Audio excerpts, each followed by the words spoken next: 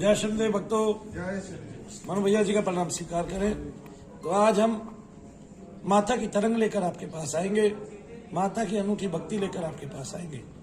आपका जो मंत्र है, ये जो मैं मंत्र के अभ्यास आपसे करा रहा हूँ, ये इसलिए करा रहा हूँ क्योंकि जब आप मेरे पास सीखने आएंगे तो मुझे आपसे दौलत कुछ नहीं चाहिए, ना मुझे आपसे नाम चाहिए, क्योंकि दौलत और नाम तो मेरे हिस्से में लिखा हुआ है, भगवान ने लिखा हुआ है। तो मैं इसलिए आपको बता रहा हूं ताकि तब तक आपका अभ्यास हो जाए और फिर मैं आपको इनके साथ इनके न्यास करना सिखाऊं।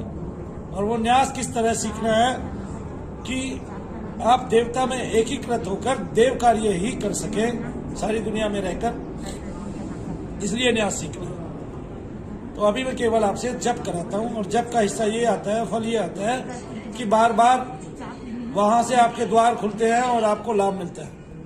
आप पर करुणा होती है, आप पर कृपा होती है, आपके घट खुलते हैं, आपके घट में प्रकाश आता है।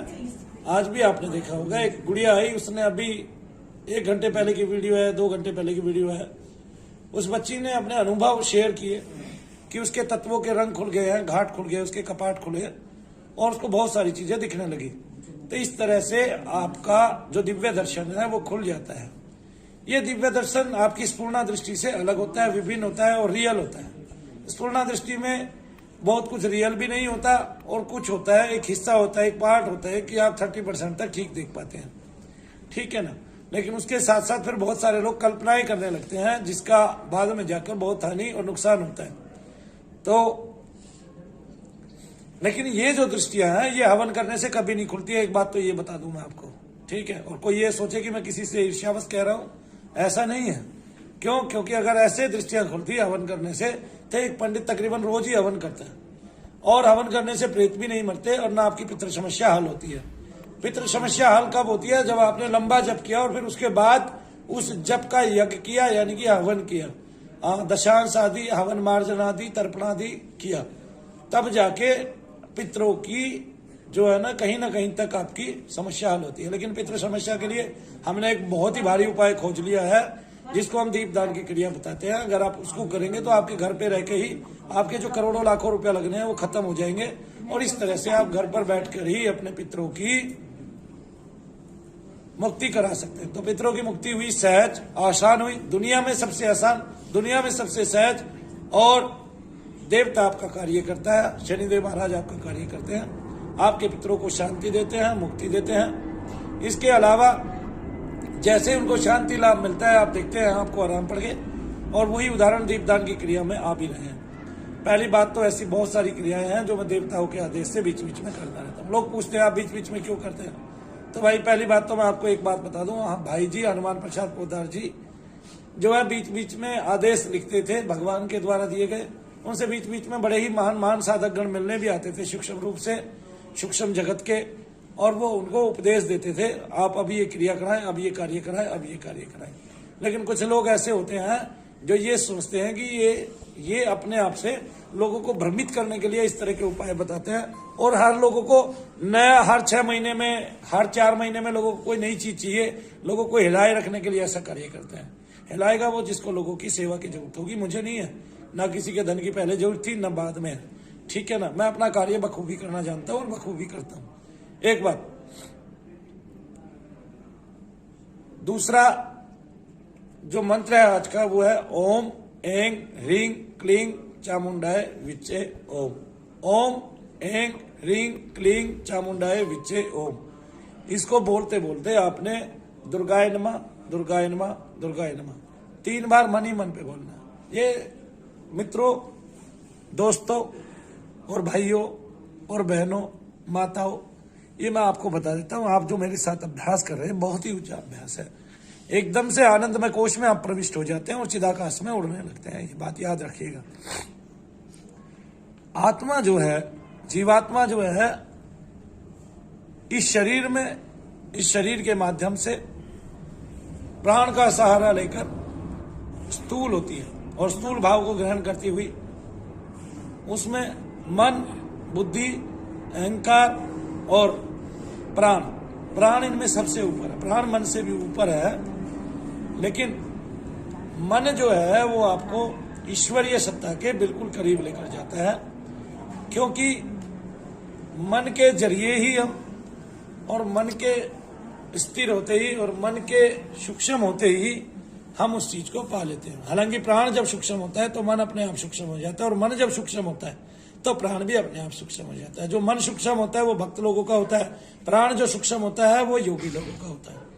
तो वैसे तो एक ही सुमेर, एक ही पर्वत के दो श्रेणियां हैं, ऊंची ऊंची पहाड़ियां हैं ये समझिए, या एक ही में से बने हैं दोनों, ये भी जान लीजिए।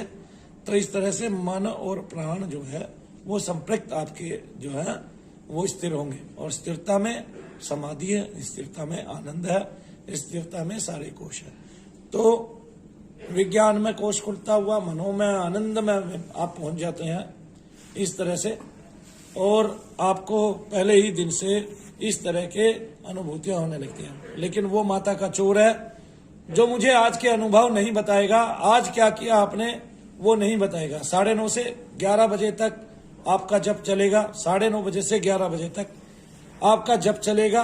उस जप में मैं आपके लिए जप करूंगा, मैं जिस भी टाइम घर पहुंच जाऊंगा मैं उसी टाइम जो है आपके लिए बैठ जाऊंगा।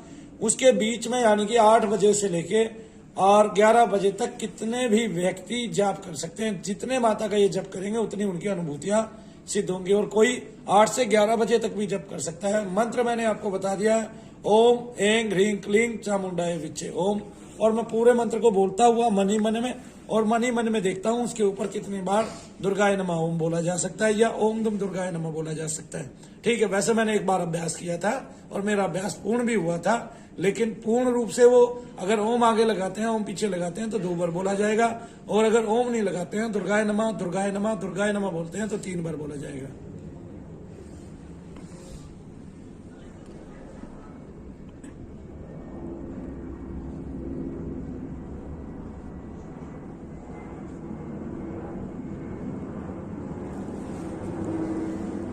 बीच के साथ ओम बोलने से, ओम ऐं ह्रीं क्लीं, एक बार दुर्गाय नमः बोलिए, चामुंडाय विच्चे ओम, दूसरी बार दुर्गाय नमः बोलिए। तो 2 ही बार बोलिए, बहुत ही सुगमता से बोला जा रहा है, 2 ही बार मन ही मन में। अगर आप मन ही मन में बोल पाते हैं तो बहुत अच्छा है, ये आपका बहुत बड़ा अभ्यास हो गया एक तरह से। अगर आप मन ही मन में बोल रहे हैं तो सामने माता दुर्गा की तस्वीर रखिए, अष्टभुजी की, वरना तो आप चामुंडा देवी की भी रख सकते हैं। आप अपने फोन पे भी निकाल के आप बीच बीच में देख सकते हैं और ध्यान कर सकते हैं चक्षुओं से, या उसकी स्क्रीन जो है वो कर सकते हैं, ऑन कर सकते हैं काफी टाइम के लिए, जैसे आधे घंटे के लिए, 1 घंटे के लिए, 2 घंटे के लिए, और उस पे वो माता की फोटो लगी रहने दें सामने फ्रंट पे, और उसको देखते हुए आप जप करें एरोप्लेन मोड लगा के। लेकिन वो माता का यानी कि महामाई का चोर होगा जो अपने अनुभव को नहीं भेजेगा। चाहे आप काली वीडियो ही बना के भेजें या लिख के भेजें हमें कि आप हमारी काली वीडियो बनाएं, अपने अनुभव का ऑडियो या वीडियो जरूर बना के भेजना है, मतलब वरना तो वो माता का चोर होगा। और चूंकि जिसके मन में ये पहले आएगा कि मैंने वीडियो भेजनी है अपने अनुभव की, उसको अनुभव भी सबसे ज्यादा होंगे, ये बात लिख लो। जय शनिदेव, जय माता दी।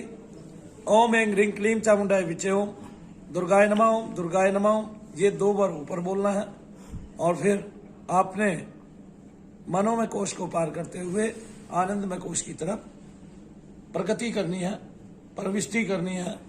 ठीक है, और जैसे ही आप ये जब करेंगे आपकी ज्ञान ग्रंथियां खुलेंगी, तो विज्ञान कोश भी जो है, विज्ञान में जो कोश है वो भी आपका साथ साथ उसमें भी स्फुरना होती जाएगी और वो भी खुलता चला जाएगा। तो आपको आपके सारे कोश खुले, अन्नमय, प्राणमय, आनंदमय, विज्ञान में, और इस तरह से। और आप जो है मनोमय कोश से शुरुआत कर रहे हैं, तो आप जो है बहुत ही आनंददायक जो है प्रेरणा मैं आपको दे रहा हूं कि सीधा, क्योंकि संसार में एक ही सत्ता मलिन है और वो है मन, और मन के अलावा कुछ भी मलिन नहीं है। 5 तत्वों का जो पुतला है ये तो पहले से ही मलिनता से घिरा हुआ था, लेकिन इसकी मलिनता आपको बहुत ज्यादा नुकसानदायी नहीं होती है जितनी मलिनता मन की नुकसानदायी होती है, क्योंकि ईश्वर के विभाग में वही आता है सबसे पहले, और वही आपको ईश्वर से मिलने नहीं देता है। क्योंकि मलेच्छ हो, हाँ, लंगड़ा हो, लूला हो, ये सब जो भेद भगवान नहीं देखते। आप कैसे भी हो, चाहे आप अष्टावक्र की तरह 8 जगह से मुड़े ही हो, ईश्वर ने तो केवल आपके अंदर आत्म तत्व को देखना है, वो उसी से प्यार करता है। और मन का सहारा लेके आप उनकी स्तुतियां कीजिए, और उनकी कृपा पाइए। तो सबसे पहले आपने आपके पास माता की कोई भी पुस्तक रखी हुई है, उसमें से माता की आधा घंटा पहले तैयारी करें और उसमें से माँ की जो है बहुत बढ़िया बढ़िया स्तुतियां पढ़ें। सबसे पहली बात, एक जीवन की मैं बहुत अद्भुत बात बता देता हूं, आपको जो भी पढ़ने से, जो भी अपना साहित्य पढ़ने से, जो भी चीज पढ़ने से आपको बार बार वाइब्रेशंस होती हैं, शक्तिपात होता है। आप उसको अपने जीवन में उतारें, उसी को ज्यादा पढ़ें। जैसे मैं यानी कि मनु भैया को सांब की स्तुति जो सूर्य के लिए की गई है, और पुष्पदंत की स्तुति जो भगवान उसके लिए, शिव के लिए की गई है, और इस तरह से कई स्तुतियां मैं वो पढ़ता हूं जिनमें मुझे बार बार शक्तिपात होता रहता है। तो अपने जीवन में जैसे गीता का 12वां अध्याय वो मैं जब पढ़ता हूं तो बार बार मुझे शक्तिपात होता है। तो अपने जीवन में वही चीजें गहनता से उतारें जिनको पढ़ने से आपको बार बार शक्तिपात होता है और बार बार आपको ईश्वरीय कृपा प्राप्त होती है। रोम रोम आपके बार बार खुल जाते हैं। तो मैंने आपको आज बताया, और मैं इस तरह से लाइव नहीं रहूंगा, आप लोगों के लिए जाप करूंगा और उसमें आपको बहुत शक्तिशाली तरंगे महसूस होंगी, क्योंकि मैं आज बहुत लंबा जप करने वाला हूं एक साथ बैठकर, और सबके लिए करने वाला हूं। तो जो लोग जुड़े वे हृदय से जुड़े, जो हमारे से जुड़े वे कहीं ना जुड़े। कहीं ना जुड़े का मतलब ये है कि वो एक जगह ध्यान रखे, या तो इधर स्थिरता रखे या उधर से वो प्राप्त कर ले।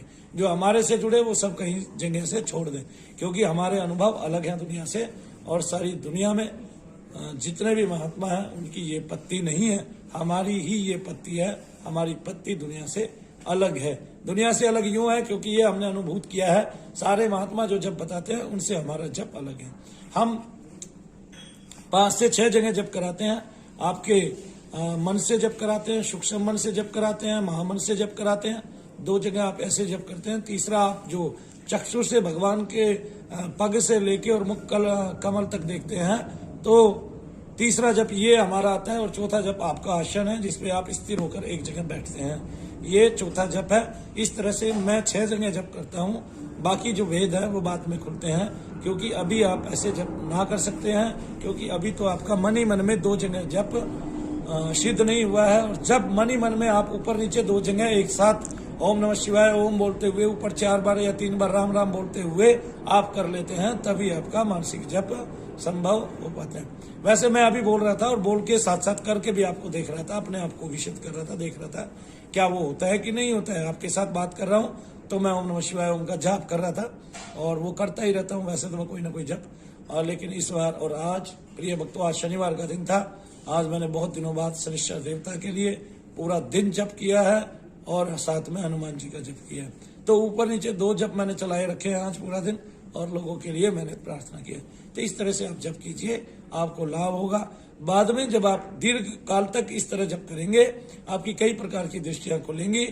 आप स्वयं उनको भगवान के चरणों में सौंपते हुए मैं आपको ऐसा वरदान दिलाऊंगा जिससे आप मेरी तरह इस समाज में महत् कार्य कर पाओगे। जय शनि। जय शनिदेव। जय